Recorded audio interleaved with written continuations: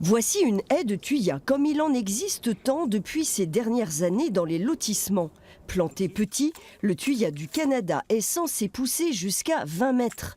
Entre voisins et sous les lignes électriques, le tailler en haie apparaît donc un non-sens. Le seul avantage, c'est que c'est occultant. Ça veut dire qu'effectivement, donc, les gens qui passent devant ne voient pas ce qui se passe chez moi, certes. Mais il n'y a pas de vie. J'espérais qu'il y aurait des merdes, j'espérais qu'il y aurait des nids d'oiseaux.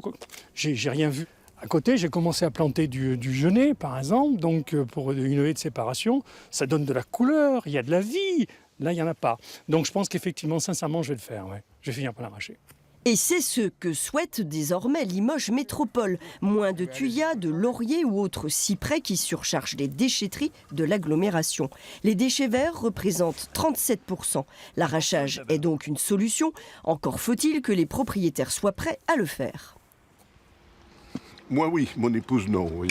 Donc il y a un conflit.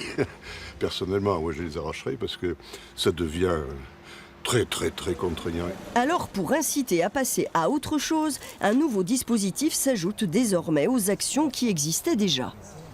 La mise en place gratuitement de composteurs, la mise en place gratuitement également de broyeurs. Et si on veut obtenir notre objectif de 10% de réduction des déchets, on a mis en place depuis le 1er janvier de cette année des mesures pour remplacer ces végétaux-là par des haies plus diversifiées à pousse lente.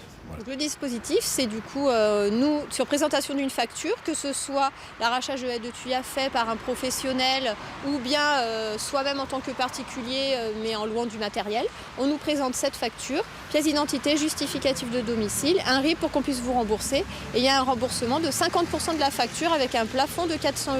Une aide est également allouée pour l'achat des nouveaux plants, au moins 10, de 3 essences différentes. Le but est de retrouver des haies bocagères.